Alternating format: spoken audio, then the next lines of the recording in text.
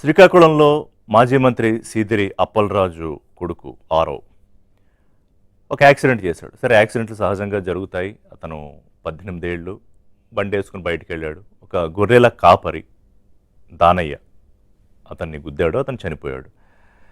ఇక్కడ వరకు అయిన తర్వాత ఒక బాధ్యత గల పదవిలో ఉన్న ఒక వ్యక్తిగా, అంటే గతంలో ఆయన మాజీ మంత్రిగా పనిచేశాడు. అలాగే కొడుకు భవిష్యత్తు నిజంగానే సీరియస్గా తీసుకుంటే కొడుకుని పోలీసులకు అప్పచెప్పాలి. ఎందుకంటే యాక్సిడెంట్ కేసు అది, దాని మీద ఎఫ్ఐఆర్లు, తర్వాత బెయిల్లు ఇవన్నీ ఉంటాయి. ఆ బాధిత కుటుంబాన్ని ఆదుకోవాలి. ఎందుకంటే అతను కుటుంబ పెద్ద, అతను ఒక్కడే బయటికి వెళ్ళి ఆ గొర్రెల్ని తీసుకెళ్ళి ఆ రోజంతా మేపుకుంటే వచ్చే డబ్బుతోటే ఆ కుటుంబం గడవాలి. కానీ దానికి ఏమన్నాడు తెలుసా ఆయన మాజీ మంత్రి? మా ఇంట్లో మీరు పని చేసుకుని బతకండి అన్నాడు. ఎంతో కొంత డబ్బులు ఇస్తాము, ఇక మనిషిని ఎలాగో తీసుకురాలేము, ఇది కదా జనరల్గా జరగాలి. అంటే బాధ్యతగా ప్రవర్తిస్తే. సిద్ధార్థ్ అనే ఇంకొక వ్యక్తిని ఆ కొడుకు ప్లేస్లో ఫ్రేమ్ చేసి అతను యాక్సిడెంట్ చేసినట్టు సృష్టించి అతన్ని జైలుకి పంపి కొడుకును సేవ్ చేయాలనుకున్నాడు తండ్రి ప్రేమతోటి.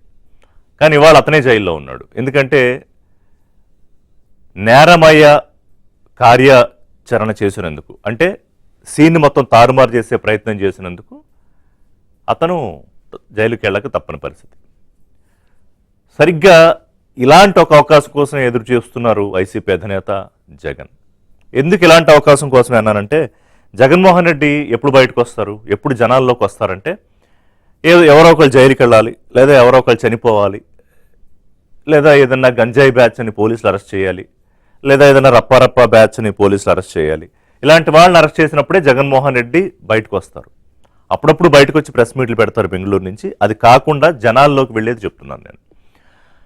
సో విశాఖపట్నం నుంచి అంపోలు జైలుకి సీదిరి అప్పలరాజును జైలుకి వెళ్ళడానికి సరిగ్గా 1 అవర్ పడుతుంది. వాళ్ళ వెహికల్స్లో వెళ్ళే స్పీడ్తో 120 కిలోమీటర్ స్పీడ్ దూరం ఉంది. 1 అవర్లో వెళ్ళిపోవచ్చు అటు ఇటు, 1 అవర్ 10 మినిట్స్. కానీ ఆయనకి 6 గంటల టైం పట్టింది. ఎందుకని? పరామర్శ అనేది ఊరికే పైకి అంతే. యాక్చువల్గా చేయడానికి ఎజెండా ఏంటంటే బల ప్రదర్శన యాత్రలు. ఆయనకి ఇప్పుడు కాదు, మనం ఇంతకుముందు అనేక బల ప్రదర్శన యాత్రలు చూసాం జగన్మోహన్ రెడ్డిది. దానికి పైకి ఉండే పేరు ఓదార్పు యాత్ర. ఓదార్పు యాత్ర అంటే ఆయన బ్రాండ్. అది జగన్ రాజకీయ జీవితంలో పెద్ద బ్రేక్ త్రూ ఈ ఓదార్పు యాత్రలే, రాజశేఖర రెడ్డి చనిపోయినప్పుడు. సో అలాంటి ఓదార్పు యాత్ర మొదలుపెట్టారు అతన్ని చూడడానికి, అప్పలరాజుని చూడడానికి. మళ్ళీ చెప్తున్నా, ఇక్కడ బాధిత కుటుంబాన్ని పరామర్శించడానికి కాదు, నిందిత కుటుంబాన్ని పరామర్శించడానికి, నిందితుడిని పరామర్శించడానికి. సరే, వాళ్ళ పార్టీ వెళ్ళారు. కానీ అసలు ఎంత హంగామా, ఎంత హడావుడి. పోలీసులు ఆంక్షలు, నిబంధనలని ప్రతిసారి ఇదిగో మీరు ఇన్ని వెహికల్స్లో రావాలి, ఇంతమందే రావాలి, ఇన్ని బైక్లే ఉండాలి, ఇన్ని కార్లే ఉండాలంటారు. కానీ అవేం పట్టవు. పాపం పోలీసులను ఎందుకన్నానంటే, పోలీసుల మీద నిన్న బూతులు. బొత్స సత్యనారాయణ లాంటి వాళ్ళైతే, సార్ 2 కార్లు వద్దు సార్, ఒకటరా నువ్వు చెప్పడానికి, నా ఇష్టం, నువ్వెవరు చెప్పడానికి అని చేతులు చూపిస్తూ బెదిరిస్తూ ఎక్కడికో వెళ్తున్నా అని చెప్పి జైలు దగ్గరికి వెళ్ళడం. ఇక చింతాడు రవికుమార్ అనుకుంటా అక్కడ ఇన్ఛార్జ్, లోకల్ ఇన్ఛార్జ్. అతని పేరు ఎందుకు గుర్తుందంటే, ఒక మహిళా SI Pravallika, of my best knowledge ఆవిడ పేరు. ఆమెని పాపం ఆవిడ ఇలా దాచుకుంటూ, ఎందుకంటే ఆమె చేతులేస్తూ అనుచితంగా ప్రవర్తిస్తూ, తోసేస్తూ, నెట్టేస్తూ, కొంచెం అన్న బుద్ధి ఉండద్దా?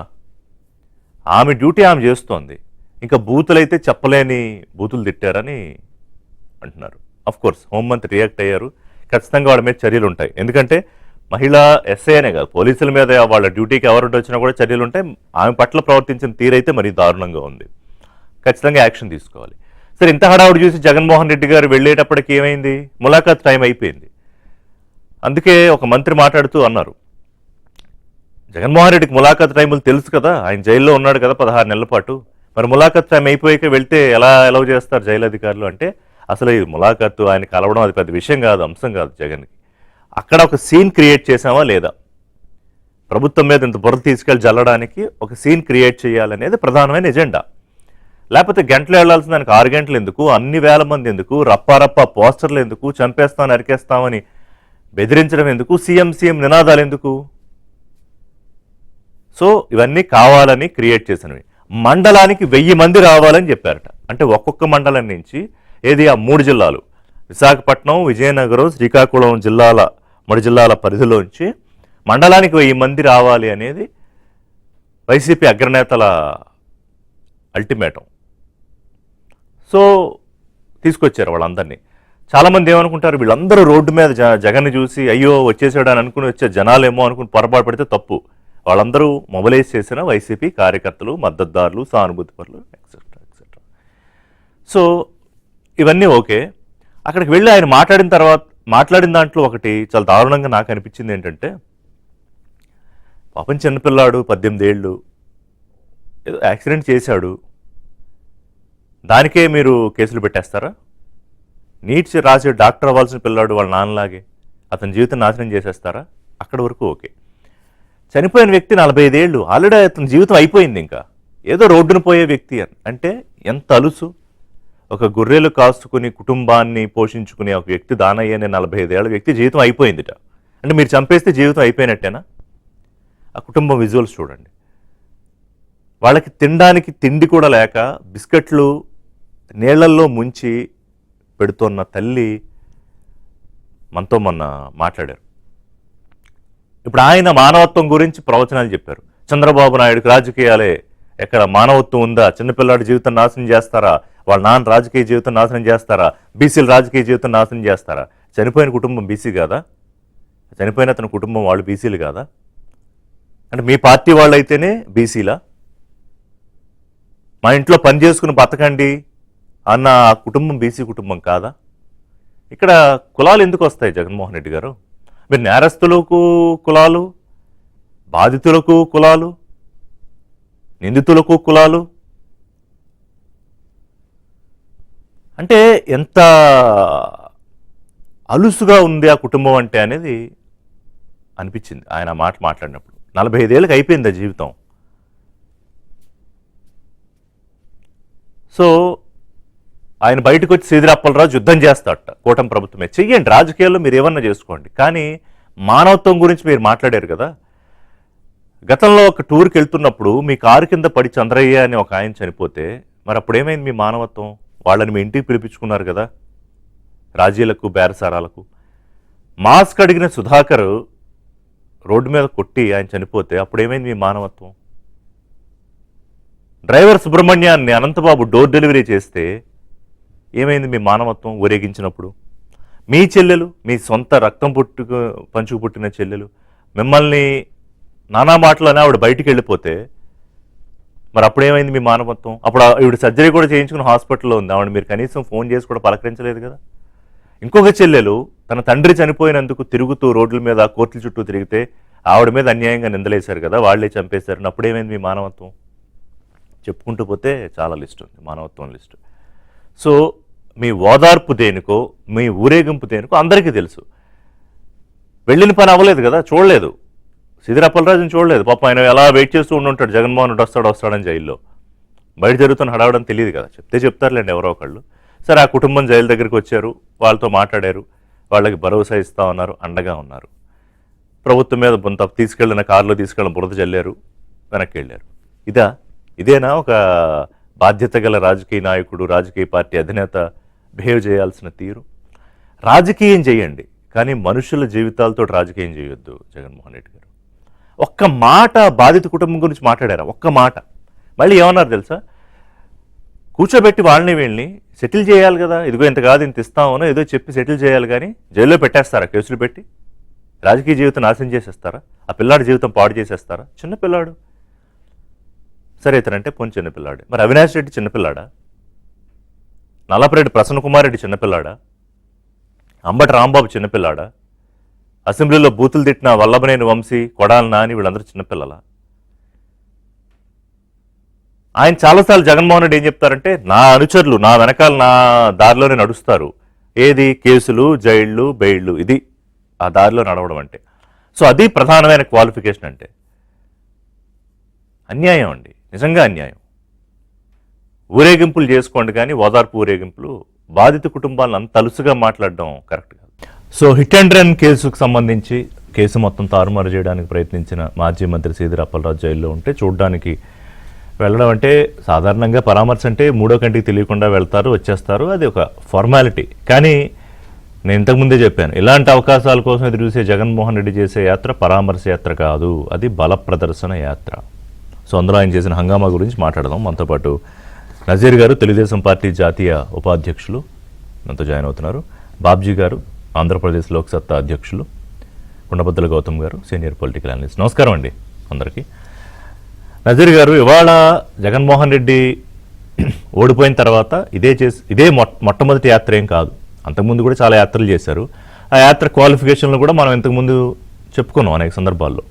జైల్లో ఉండాలి పాయింట్ నెంబర్ 1, లేదా ఎవరినన్నా వేసేయాలి, చంపేయాలి, లేదా ఎవరన్నా గుద్దేయాలి కారులతోనో దేనితోనో, లేదన్నా ఏ గంజాయి కేసులోనో దొరకాలి, ఏ డ్రగ్స్ కేసులోనో, ఏదో ఇలా 1 నుంచి 10 వరకు క్వాలిఫికేషన్లు ఉన్నాయి.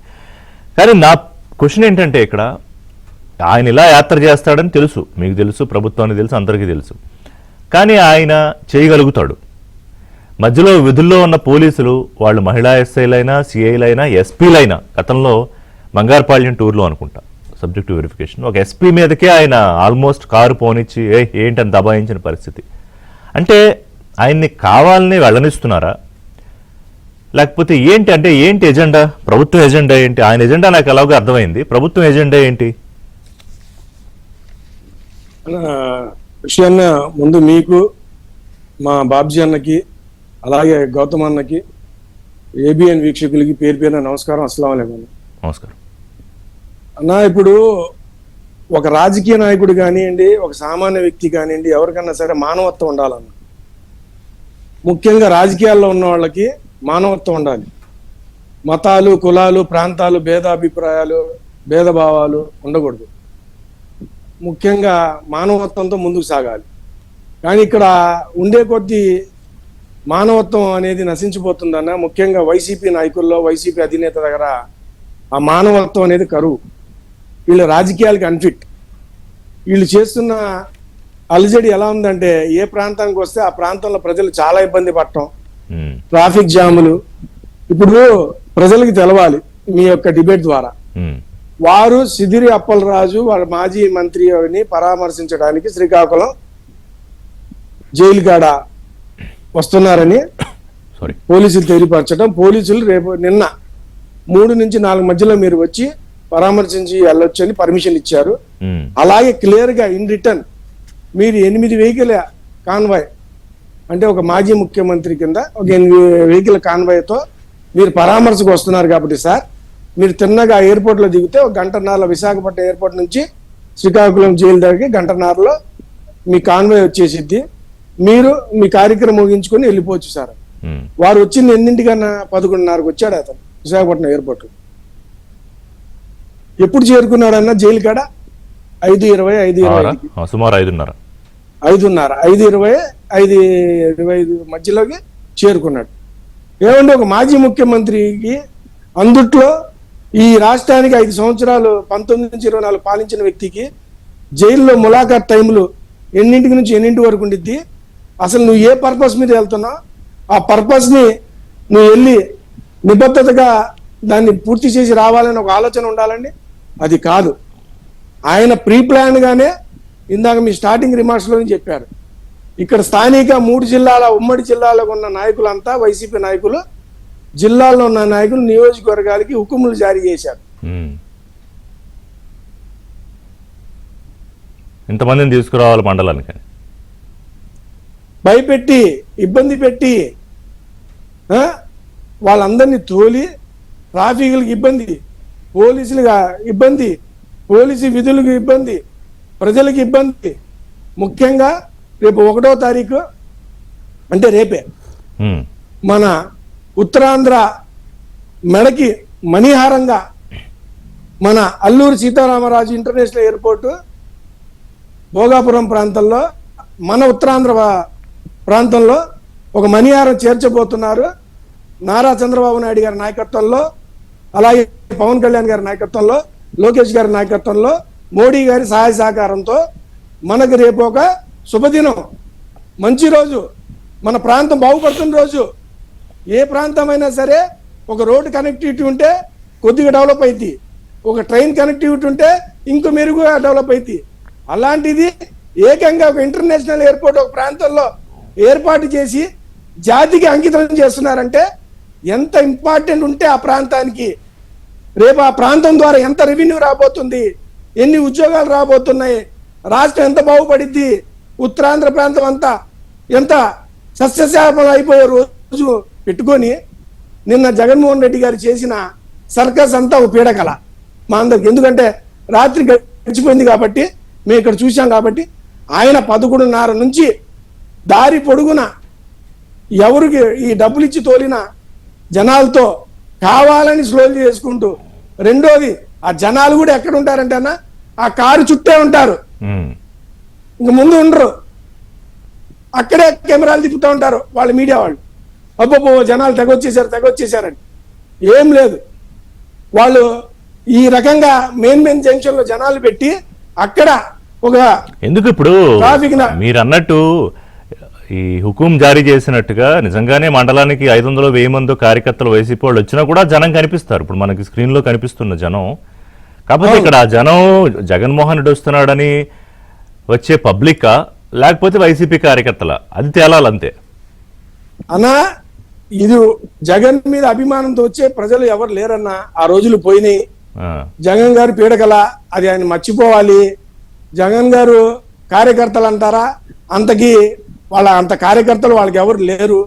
ప్రజల్ని భయపెట్టి వాళ్ళ చుట్టుపక్కల ఉన్న అనుచరులను కానీ ఆ ప్రాంత ప్రజలు కొంతమందిని భయపెట్టో, అలాగే కొంతమందికి వాళ్ళు ప్రలోభాలు పెట్టో వాళ్ళని బలవంతంగా తెస్తున్నారు తప్ప వీళ్ళ మీద ప్రేమతో వచ్చిన వాళ్ళు ఎవరు లేరన్న. ఎందుకంటే అతని హయాంలో 1924 మధ్యలో ఈ రాష్ట్రం చాలా కోల్పోయింది, ముఖ్యంగా ఉత్తరాంధ్ర చాలా కోల్పోయింది. కానీ ఇప్పుడు 2024 కూటమి ప్రభుత్వంలో నారా చంద్రబాబు గారి నాయకత్వంలో ఉత్తరాంధ్ర బ్రహ్మాండంగా అభివృద్ధి పదంలో పోతుంది. ఒక పక్క ఇటు విశాఖపట్నం ఐటీ హబ్గా, ఆర్టిఫిషియల్ ఇంటెలిజెన్సీగా, డేటా హబ్గా, అలాగే అనకాపల్లి మీకు ఫార్మా హబ్గా, అలాగే ఇప్పుడు భోగాపురంలో ఎయిర్పోర్ట్ కానీ, ఎయిర్పోర్ట్ వల్ల రేపు మనకు కలిగే లాభాలు ఎన్ని ఉంటాయన్నా దాదాపు మాట్లాడదాం. నజీర్ గారు, బాబ్జీ గారు, ఇప్పుడు ప్రధానమంత్రి టూర్ ఉంది, సో సరిగ్గా ఈ టైం కూడా చూసుకుంటారు అన్నీని. సరే నిన్న ఏదో పర్మిషన్ రాలేదు, తర్వాత పర్మిషన్ వచ్చింది, మొత్తం మీద యాత్ర చేశారు. కానీ ఆ యాత్ర ఓదార్పు యాత్ర పేరుతో, ఆయన పరామర్శ యాత్ర పేరుతో చేసిన హడావుడి చూసాము. అసలు విషయం జరగలేదు. ఆ ములాఖాత్ టైంకి ఆయన వెళ్ళలేదు. అచ్చెన్నాయుడు అనుకుంటా మంత్రి అన్నారు 18 నెలలు జైల్లో ఉన్న జగన్మోహన్ రెడ్డికి ఆ టైమింగ్స్ తెలియవా అని. నిజంగానే అంటే ఒక అవగాహన ఉంటుంది ఏ టైంకి రావాలి, ఎప్పుడు వెళ్ళాలని. ఇదేంటి, అది కావాలని చేశారా ఆయన? అసలు ఏంటి మొత్తం ఈ టూర్ వెనకాల ఉన్న రాజకీయం మీకు ఎలా అర్థమైంది? రిషి గారు, ముందుగా మీకు, ఏబిఎన్ ప్రేక్షకులకి, నజీర్ భాయ్కి, గౌతమ్ గారికి అందరికి కూడా శుభోదయం అండి. క్లియర్ గా మనకు అర్థమైపోతుంది అతను అమాయకుడేం కాదు కదా. ఇప్పుడు ఆయన బల ప్రదర్శన కోసం వెళ్ళాడా, లేకపోతే చనిపోయిన దానయ్య కుటుంబాన్ని ఓదార్చడం కోసం వెళ్ళాడా, లేకపోతే సిద్దిరప్పలరాజు కుటుంబానికి భరోసా ఇవ్వడం కోసం వెళ్ళారా? అసలు ఇంతమంది జనం తరలింపు ఎందుకు? ఇది పెళ్లి ఊరేగింపు కాదు, లేకపోతే ఇంకా ఆయన తాలూకు ఎన్నికల ప్రచారం అయితే కాదు. ఇది వెళుతున్నది ఏ పనికి వెళ్తున్నప్పుడు ఎంత హుందాగా ఉండాలి అని తెలియక జగన్మోహన్ రెడ్డి చేస్తున్నారనే మాట అయితే నేను అనుకోను. ఎందుకంటే ఆయనకి ఇది ఒక వెనతో పెట్టిన విద్య. ఆయన ఆడుతున్న ప్రతి ఆట కూడా జనం మధ్య ఉండాలి, జనం చుట్టూ ఉండాలి, జనంలో ఉండాలి, జనాలను తరలిస్తూ ఉండాలి, జనాన్ని రెచ్చగొట్టాలి. ఇది ఆయన ఆట. ఎందుకంటే మీరు ఒక మాట చూడండి రిషి గారు, ధర్మాన ప్రసాద్ అక్కడ నుంచి జైలు దగ్గర నుంచి టైం అయిపోతుంది, మీరు మళ్ళా వస్తే ఇబ్బంది ఉంటుంది, కాబట్టి ముందు మీరు వచ్చి అంటే రిటర్న్ లో మీరు అందరిని కలిసి వెళ్తారుగా నేను చెప్పిన తర్వాత రాలేదంటే కారణం ఏంటి? ఇంటెన్షనల్ గా ఆయనకి ఏంటంటే ఇది అంతా ప్రతిరోజు ఆ వాపుని ఏమైనా బలం కింద చూపించుకునే ప్రయత్నమే, ఇంతకన్నా ఇంకేం లేదు. ఏం తిరుగుతా కూడా వెనకాతల సెక్యూరిటీ ఉండదా, వెనకాతల పిఎస్ఎల్ లేరా, ఎవరైనా అపాయింట్మెంట్ ఇస్తే మన ఫ్లైట్ ఉందండి, ఫ్లైట్ టికెట్ తీసుకొని ఆయన వచ్చాడు, ఆయన వచ్చే వరకు ఫ్లైట్ ఉండదు కదా, స్పెషల్ ఫ్లైట్ అయితే ఉంటది తప్ప జనరల్ ఫ్లైట్ ఉండదు కదా, ఆయన ఫ్లైట్ టైంకి వెళ్ళాలి కదా. మరి ఏమాత్రం సెన్స్ ఉండదా జగన్మోహన్ రెడ్డికి? ఉంటది. కానీ ఇది అదొక రకమైనటువంటి నయనానందం ఆయన జనం చుట్టూ ఏదో జరుగుతున్నట్టు. అసలు వెళ్తున్నది ఎక్కడికి? అసలు ఎవరి కోసం వెళ్తున్నారు? వెళ్ళి మళ్ళా మాట్లాడింది ఏంటి? సిద్ధిరప్పలరాజు కొడుకు కోసం ఏదో పిల్లాడు పొరపాటు చేశాడు, పొరపాటు జరుగుతుంది, అయినా ఆయన టైం అయిపోయింది కదా, అది ఇది 45 సంవత్సరాలు. మరి 45 సంవత్సరాలు టైం అయిపోయింది అని అంటే మరి జగన్మోహన్ రెడ్డి గారి వయసు ఎంతండి? జగన్మోహన్ రెడ్డి గారి ఎందుకండి ఇంత ఆరాటం ఎందుకండి? ఎట్లా మాట్లాడతాడండి ఆయన? అంటే బడుగు బలహీన వర్గాల ప్రజలంటే అంత నీచాతి నీచంగా మాట్లాడడం కరెక్టా అండి? అంటే మన నోటితో కులాలకు మాట్లాడాల్సినంత అవసరం లేదు. కుటుంబ పోషణ కోసం ఒక గొర్రెల కాపరి దానయ్య, ఆయన ఒక సామాన్యమైన కుటుంబం. మీకు తెలుసు, మనం దాదాపుగా విజువల్స్ అన్ని చూస్తున్నాం. వాళ్ళకి కనీసం పాలు కూడా లేకపోయిన పరిస్థితిలో నీళ్ళలో ముంచుకొని బిస్కెట్లు పిల్లలకు తినిపిస్తున్న తల్లి. నాన్నేడి అని ఆ పిల్లలు అడిగితే సమాధానం చెప్పాల్సిన బాధ్యత కలిగినటువంటి వ్యవస్థలో ఈ రోజు అది మానేసి సిద్ధిరప్పలరాజు కోసం ఎవరికి తెలియదు. సిద్ధిరప్పలరాజు డబల్ టంగ్ గా మాట్లాడి ఒక సందర్భంలో ముఖ్యమంత్రి చంద్రబాబు నాయుడు గారు నేనేమని స్టేట్ టాపర్ వస్తే ఆయన చేతుల మీద నేనేమని ప్రైజ్ అందుకున్నాను అధ్యక్ష అని చెప్పింది సిద్ధిరప్పలరాజే. చంద్రబాబు నాయుడు గారికి లేనిపోని జబ్బులు వచ్చి ఇంకా ఆయన ఎక్కువ కాలం ఉండడానికి వ్యంగ్యంగా అసెంబ్లీలో మాట్లాడి అంత గొప్ప మనిషిని కించపరిచింది సిద్ధిరప్పలరాజే.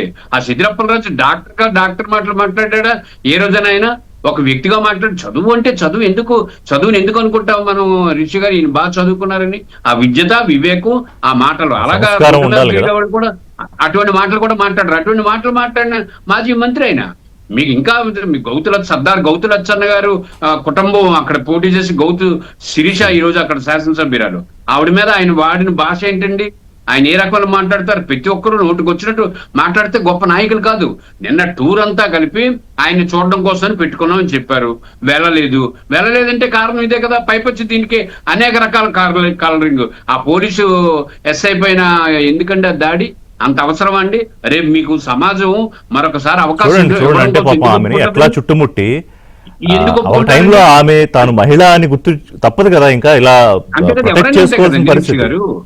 ఎంత అన్యాయం అండి, ఎంత అన్యాయం. మరి మీకు అధికారం లేకపోతేనే ఇటువంటి అరాచకాలు చేస్తే, అధికారం వస్తే మీరు ఏం చేస్తారా? ప్రజలకు తెలియదా రిషి గారు? ఈ రకమైన పరిణామాలు కరెక్టేనా? మందలించాలి కదా. పని చేస్తుంది ఏదో కార్యకర్తలు కాదు, మళ్ళా ఒక నియోజకవర్గం కావాల్సినటువంటి కీలక వ్యక్తులు. వీళ్ళు ఏం సమాధానం చెప్తారు రేపు సమాజానికి? ఏముంది, ఇప్పుడు మళ్ళీ ఆ నియోజకవర్గ ఇన్ఛార్జ్ అరెస్ట్ చేశారు అనుకోండి, మళ్ళీ బయలుదేరతాడు ఈయన పరామర్శ యాత్రకి. ఏమైంది మరి ఇంకో పరామర్శ యాత్ర. అందుకని జగన్మోహన్ రెడ్డి కేవలం 2 రకాల ప్రయాణాలని నేను అనుకుంటున్నాను. ఒకటేంటంటే నరేంద్ర మోడీ గారు రేపు చంద్రబాబు నాయుడు గారు కూటమి ప్రభుత్వంలో పెద్దలంతా కలిపి పెద్ద ఎత్తున తరలి రావడం కోసం ఒకటి, తర్వాత ఇంటర్నేషనల్ ఎయిర్పోర్ట్ ప్రారంభోత్సవానికి కావాల్సినటువంటి ఏర్పాట్లకి రాష్ట్రంలోని అధికారగణం కానీ, పోలీసులు కానీ, యంత్రాంగం కానీ, రాజకీయ నాయకులు కానీ, కూటమి ప్రభుత్వం పెద్దలు కానీ అందరూ ఇక్కడ ఉత్తరాంధ్రలోనే ఉన్నారు. వీళ్ళంతా కలిపి ప్రజలంతా రేపటి ప్రారంభోత్సవం మూడ్లో ఉంటే దాన్ని డైవర్ట్ చేయడం ఎట్లా?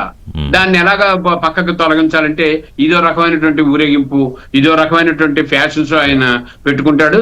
అది చాలా నవ్వులు పాలు అయిపోయాడు జగన్మోహన్ రెడ్డి. జగన్మోహన్ రెడ్డికి తన ఉందాతనాన్ని కోల్పోయాడు. ఏమి కొంపలు మూలిపోయాని? ఆయన వెళ్ళిపోవాలి, సరే అయిపోయింది. ఆయనకు ఇప్పుడు అర్జెంట్ పని ఏమైనా ఉందా? రాత్రి శ్రీకాకుళంలో ఉండి ఈ రోజు వచ్చి కలిసి వెళ్ళొచ్చు కదా. నేను యాక్చువల్లీ అనుకున్నా భారతి గారు ఒకవేళ ఆయన ఉంటాడేమో నిన్న శ్రీకాకుళంలో, అంటే ఉండాలి కదండి. వెళ్తారేమో అనుకున్నా. ఇప్పుడు ఆయనకు ఉండలేనంత పని ఉంది. విశాఖపట్నంలో నైట్ ఆల్ట్ ఉండి ఈ రోజు పర్మిషన్ పెట్టుకోవచ్చు. రాష్ట్ర ప్రభుత్వం వద్దులేండి, విశాఖపట్నంలో ఉంటే మళ్ళీ యాత్ర చేస్తాడు ఆయన, మళ్ళీ ఏదో గొడవ. గౌతమ్ ఎక్కడ అడ్డంకులు క్రియేట్ చేసే పరిస్థితి కాదు వచ్చింది. మళ్ళీ పైపచ్చు పోలీసులు అడ్డగించారని ఎలా మాట్లాడాలి? ఎలా మాట్లాడతారు? ట్రాఫిక్ క్రియేట్ చేసింది, డిస్టర్బెన్స్ క్రియేట్ చేసుకుంది మీ కార్యకర్తలు. గౌతమ్ గారు నిన్న ఆయన అంటారు చంద్రబాబు అన్ని దుర్మార్గపు ఆలోచనలు, అలాగే సిద్ధిరప్పలరాజు ప్రభుత్వాన్ని రాజకీయంగా బలి చేయాలనే దుర్మార్గపు ఆలోచన, మానవత్వం లేని ఆలోచన. అసలు మానవత్వం గురించి ఆయన మాట్లాడొచ్చా గౌతమ్ గారు? కనీసం ఆ బాధిత కుటుంబానికి ₹1 సరే సహాయం వదిలేయండి, ఆయన ఇప్పుడు ఎవరికి సహాయం చేయలేదు, కానీ 45 ఏళ్ల వ్యక్తి అయిపోయింది కదా ఇంకా అంటాడా? అంటే డబ్బు లేని వాడైతే 45 ఏళ్ళు వస్తే ఇంకా అయిపోయినట్టేనా వాళ్ళ జీవితాలు? నమస్తే అండి రిషి గారు. నమస్కారం. మానవత్వం గురించి మాట్లాడితే జగన్మోహన్ రెడ్డి గారు గనక దెయ్యాలు వేదాలు వల్లించినట్టే అనుకోండి, అది వేరే విషయం. యాక్చువల్గా ఇక్కడ మానవత్వం సంఘటనకి వచ్చేటప్పటికండి ఈ ప్రభుత్వానికి మానవత్వం లేదన్నట్టుగా అనిపిస్తుంది. ఐఎమ్ సారీ, దీనికి ఎక్స్ప్లెనేషన్ కూడా చెబుతాను. ఎందుకంటే చెప్పండి, 2 సంవత్సరాలుగా లాస్ట్ 2 years గా జగన్మోహన్ రెడ్డి గారు ఇదే డ్రామా ఆడుతున్నారు. మిర్చి యార్డులో పరామర్శకి వెళ్ళి మిర్చి టిక్కీలు దొంగతనం చేసుకెళ్ళిన వాళ్ళు వేరే ఉంటే ఈయన చేసిన పని ఏంటండి? ఇదే పొసెషన్. అలాగనే పొగాకు రైతులు, మామిడి రైతులు, పిన్నెల రామకృష్ణారెడ్డి, లేకపోతే మిగతా జైల్లో లోపల కూర్చున్న వాళ్ళు, లేదు నోటికొచ్చిన బూతులు మాట్లాడి పెద్ద మనుషులనే విషయం కూడా చూడకుండా వాళ్ళని పరామర్శించడానికి ఇలా వెళ్తూ అనేక రకాలుగా ఇది దఫాలుగా జరుగుతూనే ఉంది. ప్రతిసారి పోలీసులు మీరు 8 వాహనాలకు మించి వాడొద్దు, 10 వాహనాల కంటే ఎక్కువ తీసుకొని రావద్దు, 500, 1000 కంటే ఎక్కువ జనాలను పోగేయొద్దు అని పదే పదే పదే పదే వల్లే వేస్తా ఉన్నా కూడా ఇది రిపీటెడ్ గా జరుగుతుంది అని అంటే ఈ ప్రజల మీద మరి ప్రభుత్వానికి ఏం బాధ్యత ఉందని, మానవత్వం ఉందనుకోవాలండి ఇక్కడ. ఓకే, మీరు ఇందాక ఓపెనింగ్ రిమార్క్స్ లో కూడా చెప్పారు, ఆయన చంద్రయ్య కాదు సింగయ్య, ఆ సింగయ్య మృతి 2 రోజుల పాటు బాహ్య ప్రపంచానికి తెలియదు. కానీ ఆ ఇన్సిడెంట్ జరిగినప్పుడు ఒక కుక్క పిల్లని తీసి రోడ్డు పక్కన పాడేసినట్టు సింగయ్యని కాళ్ళు చేతులు పట్టుకుని ఏది జగన్మోహన్ రెడ్డి గారు ప్రయాణిస్తున్న ఆ కారు కింద పడితే ఆయన్ని పక్కన పడేసి వాళ్ళు ముందుకు వెళ్ళిపోయారు. ఎందుకు? అక్కడ ఆ పొసెషన్ ఆగిపోతుంది అనే ఒక భయంతో. కానీ ఆ రోజున తలసల రఘురామ్ ఏం చేశాడు? పోలీసులకు ఇన్ఫర్మేషన్ ఇచ్చాడు వేరే ఏదో ఒక యాక్సిడెంట్ జరిగినట్టుగా. ఈ వీడియో ఒకటి బయటపడి ఆ సింగయ్య జగన్మోహన్ రెడ్డి ప్రయాణిస్తున్న కారు కిందే పడ్డాడని తెలిసిన తర్వాత కూడా మనం ఏం చెయ్యం, మనం ఇదే రకంగానే ఉంటాం. పర్మిషన్స్ ఇవ్వటం ఆపేయండి సార్. ఇదిగో మీరు వస్తే అవాంఛనీయ సంఘటనలు జరుగుతున్నాయి. మీరు ఏ ఒక్క రోజు ఈ 2 సంవత్సరాల్లో మీరు పెట్టిన ఏ పర్మిషన్ లోనూ మీరు నిబంధనలు పాటించలేదు కనుక మీకు పర్మిషన్ ఇవ్వం కరాకండి ఎందుకు చెప్పరండి? అంటే గౌతమ్ గారు అది సాధ్యం కాదు, ప్రతి ఒక్కరికి అది సాధ్యం కాదండి. నిబంధనలు ఒక నా సామాన్యుడిగా నేను ఉల్లంఘిస్తానండి, ఊరుకుంటారా ఈ పోలీసు? ఊరుకోరు. రాజకీయాలు పతాక స్థాయి అంటే జగన్మోహన్ రెడ్డి అయితే ఒక న్యాయమును, కాటా గౌతమ్ అయితే ఒక న్యాయమా? ఇక్కడ గౌతమ్ గారు ఇదొక పబ్లిసిటీ చేసుకుంటారు మళ్ళా. ఆయన చేసుకుంటాడండి పబ్లిసిటీ, ఇంకేదైనా చేస్తాడు, అవసరమైతే ఇంకేదైనా చేస్తాడు. కానీ ప్రజల పట్ల మీకున్న బాధ్యత ఏది అని అడుగుతున్నా నేను. ఉన్నది కదా, ఇది ప్రతిసారి కంటిన్యూ అవ్వకూడదండి. 2 సంవత్సరాలుగా ఈ డ్రామా కంటిన్యూ అవుతానే ఉంది. అక్కడ వస్తుంది కోపం నాకు. ఈ ప్రజల పట్ల మీకేమిటి ఉంది? ఆయన వచ్చిన ప్రతిసారి గందరగోళం గత్తరబిత్తరైపోతా ఉంది, ఎంతో మంది చనిపోతా ఉన్నారు. దాన్ని మళ్ళీ ఎత్తి మీ ప్రభుత్వం మీదనే వేసే ప్రయత్నం కూడా చేస్తున్నా కూడా మీరేం పట్టించుకోరా? ప్రజల కోసం అన్నా మీరు గట్టిగా ఉండండి. ఆయన పబ్లిసిటీ చేసుకుంటాడో ఇంకేమైనా చేసుకుంటాడు. ఇప్పుడు ఏం చేస్తున్నాడండి? ఇప్పుడు జరుగుతుంది పబ్లిసిటీ కాదా? ఇదిగో జగన్మోహన్ రెడ్డి వస్తే లక్షలాది మంది ప్రజలు వస్తున్నారని పబ్లిసిటీ చేస్తుంటే అదంతా ఉత్తిదే, అందుకు కాదు ఇలా తరలిస్తున్నారని ఎందుకు చెప్పుకుంటున్నాం? అట్లాగనే రేపు చెప్పుకుందాం. మీరు కఠినంగా ఉండండి, ఉండే ప్రయత్నం చెయ్యటం లేదు. కనీసం పేరుని జయసుధ పేరు మీద ఉన్న గోడౌన్ లోంచి కొన్ని 100 క్వింటాళ్ళు బియ్యం మాయమైపోయినా కూడా ఆవిడను ప్రశ్నించడానికి పోలీస్ స్టేషన్కి పిలిచినప్పుడు కూడా గుంపులుగా జనం వచ్చినా కూడా ఆ అధికారులు అనుమతిస్తారు, మనము పట్టించుకోం. మీరు కఠినంగా లేకపోబట్టి ఇవన్నీ జరుగుతున్నాయి. ఉండాలి మీరు కూడా. ప్రజలకు అభివృద్ధి చేస్తున్నారు, కాదంటం లేదు. ప్రజల కోసం సంక్షేమ పథకాలు తీసుకొస్తున్నారు, కాదంటం లేదు. పెట్టే చోట పెట్టాలి, కొట్టే చోట కొట్టాలి అని అంటే ఇంతేనండి. మంచి మనిషికి ఒక మాట, మంచి గొడ్డుకి ఒక దెబ్బ అన్నారు. ఆ 2 లేనప్పుడు ఏంటంటే అండి, వాళ్ళని బూతులు తిట్టాల్సిందే, వీళ్ళని ఈ గొడ్డుని చెత్తబాదుడు బాధాల్సిందే. అది ఒక యజమానిగా మీ ధర్మం. అది నిర్వర్తించక ఇదిగో ఇక్కడ దాకా వస్తుంది. కనీసం బాధిత కుటుంబాలని కాదు, ఇక్కడ ఈ సీదిరి అప్పలరాజు కొడుకుకి కనీసం ఆయనకి 18 ఏళ్ళు ఉన్నాయో లేవో, ఆయనకి డ్రైవింగ్ లైసెన్స్ అయితే లేదు. దాని మీద యాక్షన్ తీసుకోవటానికి మళ్ళీ మనకు 2 రోజులు పట్టిందండి. దానికి సిదిరి అప్పలరాజు ఇంకో కుర్రాన్ని తీసుకొచ్చి అక్కడ పెడితే ఆడున్న మీ అధికారులు వాళ్ళకి సహకరిస్తున్నారు. ఎందుకు జరుగుతుంది ఇలాగా? ఈ డోర్ డెలివరీ చేసిన అనంతబాబు ఆయన్ని తిరిగి మళ్ళీ ఆయన భార్యని కూడా ఏటుగా చేర్చి మరి వాళ్ళ ఇంటికి నోటీసులు ఇవ్వడానికి వెళ్తే ఎంత చక్కగా బైక్ మీద హెల్మెట్ వేసుకొని తుర్రును పారిపోయాడు. ఆ ఇన్ఫర్మేషన్ ఇచ్చింది ఎవరు? మనం కూడా కొంచెం గట్టిగా ఉంటే ఈ అధికారులు కూడా జగన్మోహన్ రెడ్డిని చూసి భయపడే అధికారులందరూ చంద్రబాబు నాయుడిని చూసి ఎందుకు భయపడరండి? సో ఇప్పుడు కూటమి ప్రభుత్వంలో అధికారులు జగన్మోహన్ రెడ్డిని చూసి భయపడుతున్నారు. భయపడటం కాదు, ఆయనకు సహాయం కూడా చేస్తున్నారు. భయపడుతున్నారు, సహాయం చేస్తున్నారు. ఓకే, సిదిరి అప్పలరాజు ఇంత పని చేయగలిగాడంటే పోలీస్ సహాయం చేయకుండా జరగలేదు. అందుకనే కదా మరి ఆయన విఆర్కి పంపించారో సస్పెండ్ చేశారో, సబ్జెక్టు కరెక్షన్ అది ఒకసారి చూసుకోవాలి. ఎందుకని పంపించారు చెప్పండి?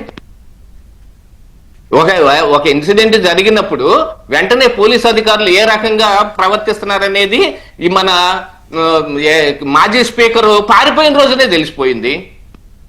ఆయన మీద పూర్తి విచారణ అంతా అయిపోయింది. వీళ్ళ మీద A1, A2, A6 గా కేసులు కట్టారు అనగానే ఎట్లా జంప్ అయిపోతారండి? అందరు పారిపోతారేంటి? జగన్మోహన్ రెడ్డి మరి సీఎం గా ఉన్న సమయంలో కనీసం మేము కూడా పారిపోలేకపోయాంగా. ఎవరు పారిపోలేకపోయారు. అచ్చెన్నాయుడు గారు పారిపోలేకపోయారు. అక్కడి నుంచి ఫైల్స్ ఆపరేషన్ చేయించుకున్న అందూరం నుంచి ఆయన కారులో వేసుకొని డైపర్లు మార్చుకుంటా తీసుకొచ్చారు. అందరు దొరికిపోయారు. కానీ ఇప్పుడు ఎవరు దొరకట్లేదు. అందరూ పారిపోతారు, ముందస్తు బెయిల్కి హైకోర్టుకి వెళ్తారు, క్వాష్ పిటిషన్లు వేసుకుంటారు. ఎందుకు జరుగుతుంది ఇలాగా? కఠినంగా లేకపోబట్టి జరుగుతుంది అంతే తప్ప ఇక్కడ ఏదో ఈ ప్రభుత్వాన్ని నిందించాలనో ఎక్కడ ఉన్న వాళ్ళని చిన్న చూపు చూడాలనో మీరు చెప్పారు కదా. దానికి ప్రభుత్వం వైపు నుంచి నజీర్ గారు ఏం చెప్తారు? నజీర్ గారు, రెండు అంశాలు. ఒకటి, గౌతమ్ గారు లేవనెత్తిన అంశానికి మీరు ప్రభుత్వం తరపున సమాధానం చెబుతూ, రెండోది జగన్మోహన్ రెడ్డి నిన్న ఏమంటారంటే అసలు మొత్తం దీన్ని ట్విస్ట్ చేసింది మీరే. అంటే చంద్రబాబు నాయుడు డైరెక్షన్లో పోలీసులు అప్పలరాజు రాజకీయంగా తనని వ్యక్తిత్వ హననం చేయడానికి, ఒక బీసీ యాదవ్ కుటుంబానికి సంబంధించిన వ్యక్తిని రాజకీయాల్లో అతన్ని ఇంకెదగనివ్వకుండా చేయడానికి మీరే ట్విస్ట్ చేశారు అనేది ఆయన చేసిన ప్రధానమైన ఆరోపణ. అంతేకాదు తెలుగుదేశం పార్టీ నాయకులు చేసిన యాక్సిడెంట్లోనూ ఇలాగే ప్రవర్తించారా అని కూడా అడిగారు. ఋషియన్న, ఇప్పుడు గౌతమ్ అన్న యొక్క ఆవేదన వారు ఏం చెప్పారో వారికి కూడా తెలుసు. చంద్రబాబు నాయుడు గారు ఎవరైనా సరే శాంతి భద్రతలు విఘాతం కలిగించే వాళ్ళు ఎవరైనా సరే, అది మా పార్టీ వాళ్ళైనా సరే, వేరే పార్టీ వాళ్ళైనా సరే, లేదా సాధారణ ప్రజల్లో ఎవరైనా సరే, ప్రజలకు కానీ శాంతి భద్రత విఘాతం కలిగిస్తే ఉక్కు పాదంతో తొక్కబడతారు. ఇప్పుడు ఈ విషయానికి వస్తే జగన్మోహన్ రెడ్డి గారు అతను ప్రతి పరామర్శ యాత్రకి పర్మిషన్ పెట్టుకొని అతను ఒక పెద్ద మనిషిగా, ఒక మాజీ ముఖ్యమంత్రిగా అతను హోదా మర్చిపోయి అతను చేస్తున్నారు చిల్లర రాజకీయాలు. ప్రజాస్వామ్యంలో ప్రతి వాడికి కొన్ని హక్కులు ఉంటాయి. ఆ హక్కుల ప్రకారం అవకాశం ఇస్తారు. కానీ వాళ్ళని ప్రజల్లో ఎంత చులకనగా చేసుకుంటున్నారు. అట్లా కాదు. గౌతమ్ గారు అడిగింది ఏంటంటే అవే నిబంధనలు, ఆంక్షలు ఒక సిటిజన్ గా ఇప్పుడు గౌతమ్ గారే బ్రేక్ చేశారనుకోండి, వాటిని బ్రీచ్ చేశారనుకోండి, ఆయన ఇంకోసారి బయటికి వెళ్ళినవరుగా. అలాంటిది మరి జగన్మోహన్ రెడ్డి ఇన్నిసార్లు చేసినా కూడా ఎందుకు అనుమతులు ఇస్తున్నారు? పోలీసుల మీద దాడులు చేసినా కూడా ఎందుకు అనుమతులు ఇస్తున్నారు? వాళ్ళని బూతులు తిట్టినా ఎందుకు అనుమతులు ఇస్తున్నారు అని ఆయన ప్రశ్న. లేదన్నా, అన్నిటి మీద చర్యలు ఉంటాయి. అన్నిటి మీద చర్యలు ఉంటాయి.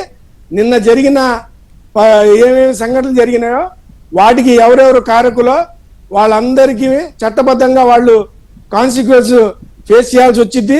అది జరిగిద్ది. ఇప్పుడు అప్పలరాజు గారి దగ్గర విషయం మీరు మాట్లాడారు. అప్పలరాజు గారి దగ్గరని పరామర్శ చేయడానికి వెళ్తున్న జగన్మోహన్ రెడ్డి గారికి అసలు ఆయనకి ఇష్టం లేదు అప్పలరాజు గారికి పరామర్శించడం. దీనికి కారణం మీకు చెప్తా. ఏమండి, ఇతను 3 నుంచి 4 వరకు టైం ఇస్తే ఇతను వెళ్లకుండా ఇతను బొత్సత్తిబాబు గారికి, అలాగే నర్తు రామారావు గారు, ఎమ్మెల్సీ గారు, శ్రీదేవి గారు చూసి ఇతని దగ్గర నుంచి ఫోన్ వస్తేనే నేను రాను, మీరు వెళ్ళి పరామర్శించి వచ్చేయండి అంటే వాళ్ళు 4:15కి వెళ్ళి 4:45కి బయటకు వచ్చారు. ఏమండి, ఇతను వచ్చేవాళ్ళు అయితే వాళ్ళు ఎందుకు వెళ్తారు లోపలికి? ఇతను చెప్తేనే. అంటే సిదిరి అప్పలరాజు గారిని పరామర్శించడం దానికన్నా ఇతని రాజకీయాలు ప్రజల్ని ఇబ్బంది పెట్టడం, ఈ యొక్క రోడ్ షో ఇంపార్టెంట్. ఇతను రాజకీయాలు పనికిరాడు. ముఖ్యంగా అక్కడికి వెళ్ళి ఏం చెప్తారు ఆయన? మా దానయ్య గారు చనిపోయారు, వారు యాదవ్ సామాజిక వర్గం, అలాగే అప్పలరాజు గారు మత్స్య గారు సామాజిక వర్గం. మేము ఆయన ఏదో చనిపోతే 45 ఏళ్ళకే వయసు అయిపోయిందని ఇందాక మా బాబ్జీ అన్న చెప్పారు, మీరు కూడా చెప్పారు. 45 ఏళ్ళకి వయసు అయిపోవటం ఏంటి? జగన్మోహన్ రెడ్డి గారికి 53 ఏళ్ళు వచ్చింది. ఆయన రాజకీయాల నుంచి రిటైర్డ్ అయిపోతాడు, ఇటు వయసు అయిపోయింది. కుర్రోడు అని చెప్పుకొని తిరుగుతున్నాడు. అరే, జరిగింది తప్పు.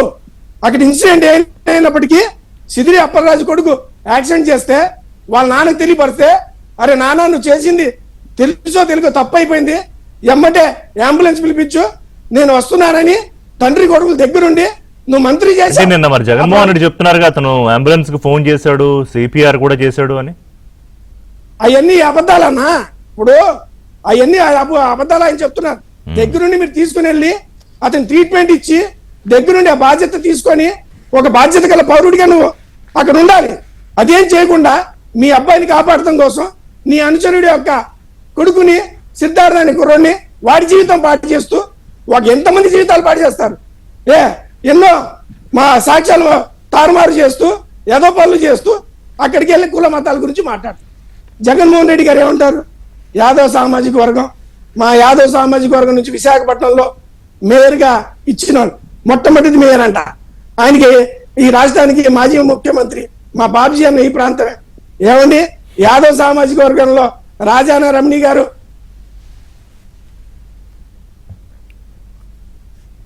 బీసీ వర్గాలకి హక్కును చేసుకుని రాజ్యాధికారం ఇచ్చింది నారా చంద్రబాబు నాయుడు గారు, స్వర్గీయ ఎన్టీ రామారావు గారు. శ్రీనివాస్ గారు తండ్రి గారండి.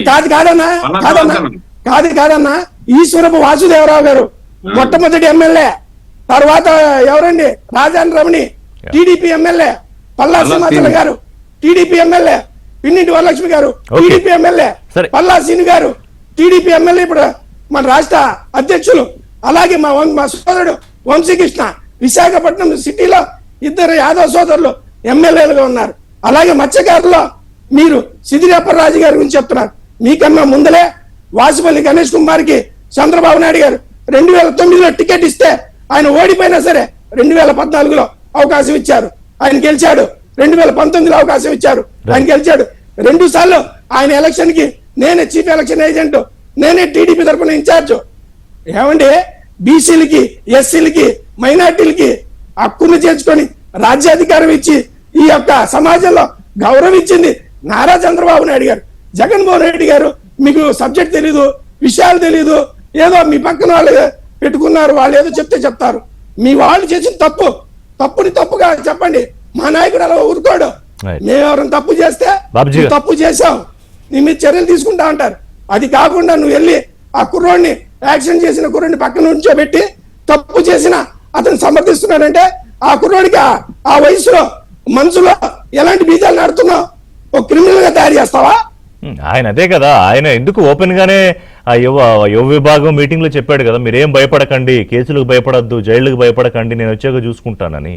పంచాయతీ వాళ్ళంతా ఎందుకండి? కాదన్నా, ఎవరి కుటుంబాలని నాశనం చేస్తావు? మీ కుటుంబాలు అయితే మాత్రం లండన్ లో చదువుకోవాలా? లేకపోతే మీ చుట్టాల పిల్లలు మాత్రం బెంగళూరులో, మెడ్రాస్ లో, హైదరాబాద్ లో హాయిగా ఎంజాయ్ చేయాలా? వాళ్ళందరినీ పిలిచిన వాటి మీద తిప్పు.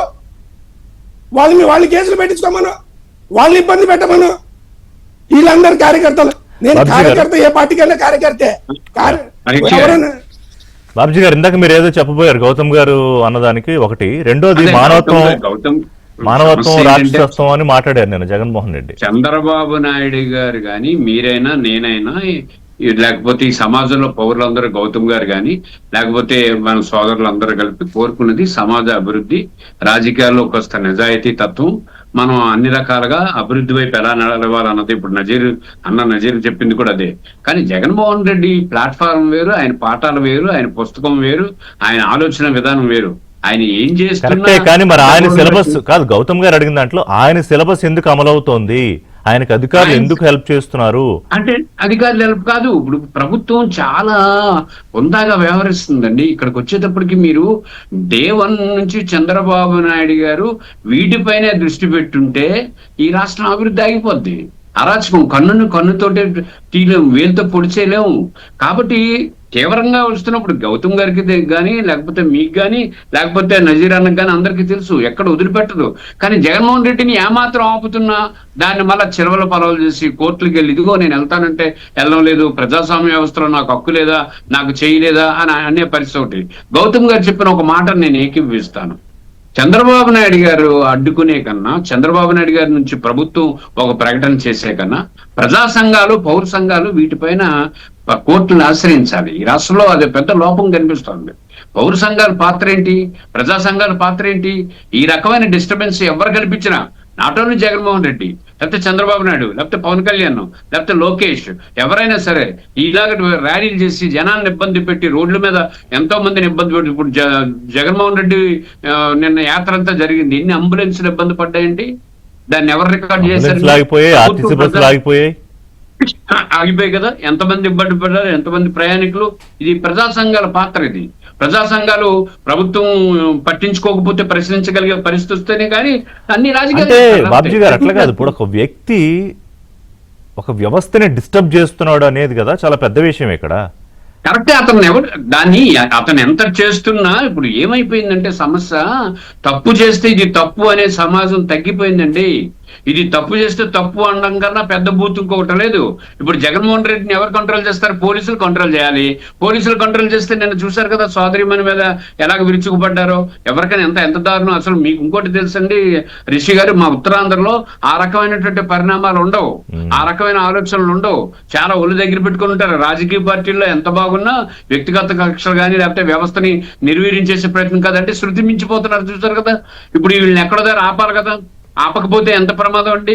ఒక మహిళ పైన ఆమంతటా ఆమె కానిస్టేబుల్ గాయపడ్డారు తోసేస్తే. మరి కాబట్టి దీన్ని ప్రభుత్వం నుంచి గ్యారంటీగా గౌతమ్ గారు చెప్పింది, నేను గౌతమ్ గారు చెప్పింది డినై చేయట్లేదు. గౌతమ్ గారు చెప్పిన చేసే పరిస్థితి ప్రభుత్వాలకు లేదు.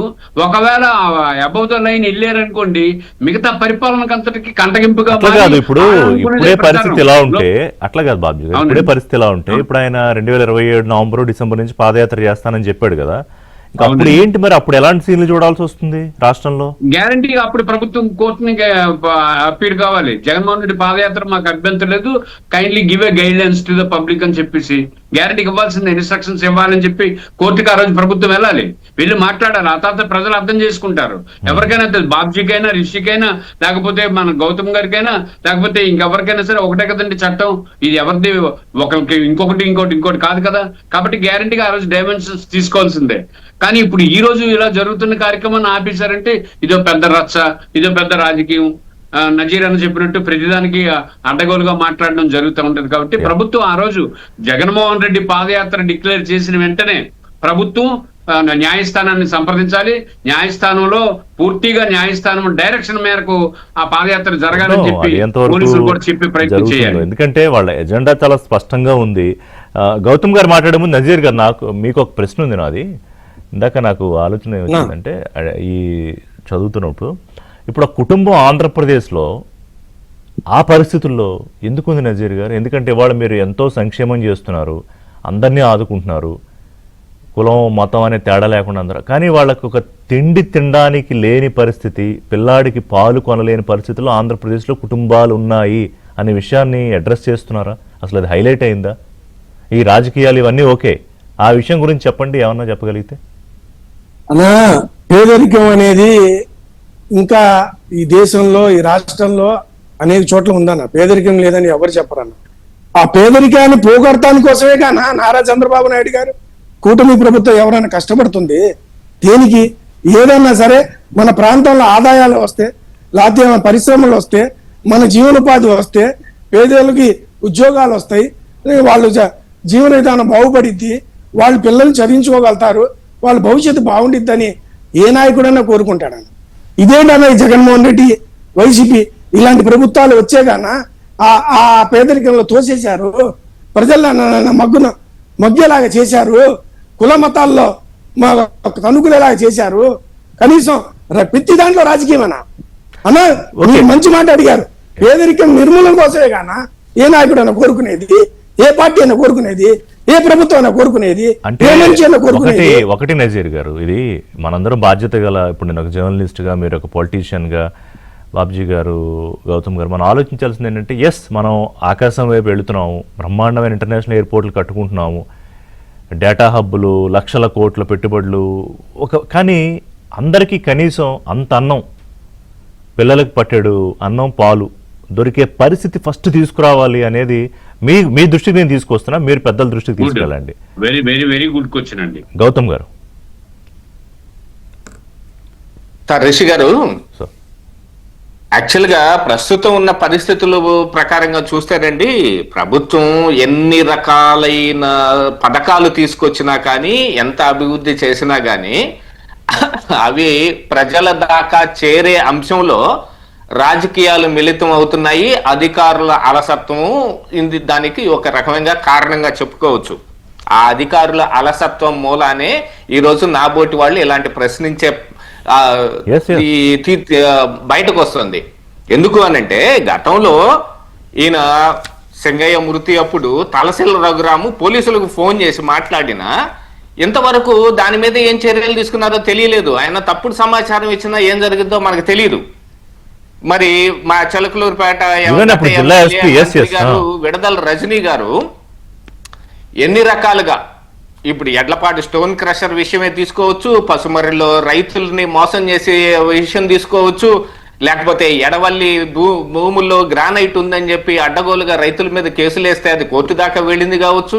అయినా కూడా మనం ఏం చేయకుండానో ఆడుదాం ఆంధ్ర పేరుతోటి ఆర్కే రోజా ఎన్ని రకాలైన స్కాములకు పాల్పడిందని మొత్తం అంతా దర్యాప్తు కూడా అయిపోయి మొత్తం తీసేసి వచ్చిన తర్వాత కూడా మనం నిమ్మకి నీరెత్తినట్టుగా ఉంటేనో, లేకపోతే ఎక్కడికక్కడ రప్ప బోర్డులు కనిపిస్తా 2029 తర్వాత విధ్వంసమే అని అంటా ఉన్నా కూడా మనం ఏం పట్టించుకోకుండా ఉంటేను, ఎన్ని రకాలుగా వాళ్ళు ప్రయత్నం చేస్తున్నా మీ ప్రపోజల్ ఏంటి ప్రభుత్వానికి? గౌతమ్ గారు కాదు, కూటమి ప్రభుత్వానికి, మీ ముఖ్యమంత్రికి మీ ప్రపోజల్ ఏంటి? నా ప్రపోజల్ ఒక్కటేనండి, ప్రభుత్వం కఠినమైన నిర్ణయాలు తీసుకోవాలి. రాజకీయం అవసరాలు లేకపోతే రాజకీయ పరమైన ఒత్తిడిలో లేదు, ఇలా చేస్తే అలా అవుతుంది అనే ప్లానింగ్ లో అవసరం లేదు. మాకు ప్రజలుగా మేము కోరుకునేది ఏమిటి అని అంటే, ఇప్పుడు ఈ జరిగే ప్రతిపక్ష నాయకుడు ఆడే ఈ డ్రామాలు మొత్తాన్ని ప్రజలు తిప్పికొట్టాల్సిన పని లేదు. మా దగ్గర ఒక ఆయుధం ఉంది. ఆ ఆయుధంతో మేము ఎక్కడ పెట్టాలో, ఎవరిని ఎప్పుడు ఎక్కడ ఉంచాలో ఉంచుతాం. కానీ మిమ్మల్ని తీసుకొచ్చి మేము అధికారంలో కూర్చోబెట్టిన తర్వాత ప్రజల కోసం చేయండి, రాజకీయాల కోసం చేయకండి, కఠినంగా ఉండండి. అధికారులు కూడా ఎందుకని వాళ్ళకే సపోర్ట్ చేసే విధంగా ఉందో మీరు ఒకసారి తరచి చూసుకోండి. Please check your bags. Nazir garu, నేను చెప్పదలుచుకుంది ఒకటే, అభివృద్ధి చేస్తానికి లోకేష్ గారు కావచ్చు, లేకపోతే చంద్రబాబు నాయుడు గారు కావచ్చు, ఎక్కడికి వెళ్ళి ఏ కంపెనీలు తీసుకొస్తున్నా ఇక్కడ ప్రభుత్వం ఆగిపోవటం లేదు కండి. సంక్షేమ పథకాలు ఇవ్వడానికి అధికారులు ఉన్నారు, పోలీసులు చూసుకోవటానికి పోలీసులు ఉన్నారు, ప్రతి ఒక్క దానికి అధికారులు ఉన్నారు. అలాగనే ఇలాంటి వాటికి ఎందుకు లేరు అధికారులు? మిగతా పనులు చేయటానికి అన్ని వచ్చి ఇప్పుడు చంద్రబాబు నాయుడు గారే ఆ ఫైల్స్ అన్ని ముందేసుకొని కూర్చుంటున్నారా? లోకేష్ గారే ఇవన్నీ చూసుకుంటున్నారా? దీనికి ప్రత్యేక విభాగాలు ఉన్నాయి. హోంమంత్రి గారు ఉన్నారు పోలీసుని చూసుకోవడానికి, లేకపోతే రైతుల్ని ఆదుకోవడానికి వేరే మంత్రి గారు ఉన్నారు. ఇది అలాగనే ఇట్లాంటి వాటిని చూసుకోవడానికి కూడా మీ దగ్గర ఎందుకు వ్యవస్థ లేకుండా పోయింది?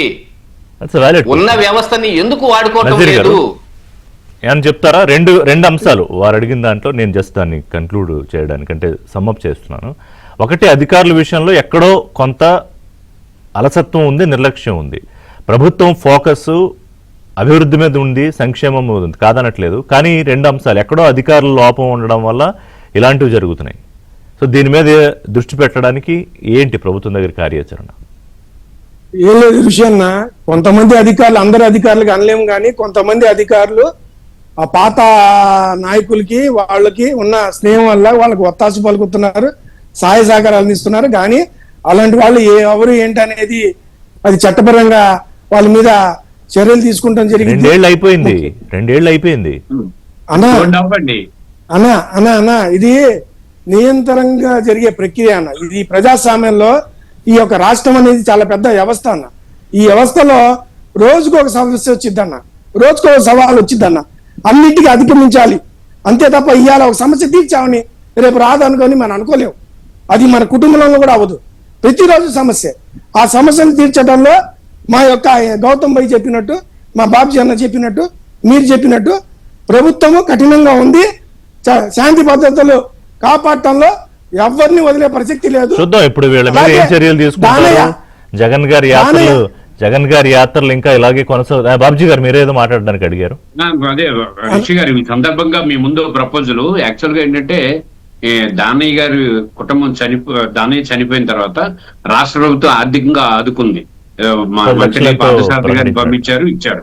కానీ ప్రభుత్వం చేయాల్సింది ఒక చిన్న పని ఉందండి. ఆ మహిళ ఎవరైతే ఉందో భర్త చనిపోయిన తర్వాత ఆమెకి అవుట్ సోర్సింగ్ ఉద్యోగం ఇవ్వగలిగితే బాగుంటది. రెండోది ఆ పిల్లల చదువుకి భరోసా ఇవ్వగలగాలి. ఎందుకంటే డబ్బు ఈ రోజు ఉంటది, రేపు ఖర్చు అయిపోతుంది. కుటుంబంలో చాలా మంది వస్తారు.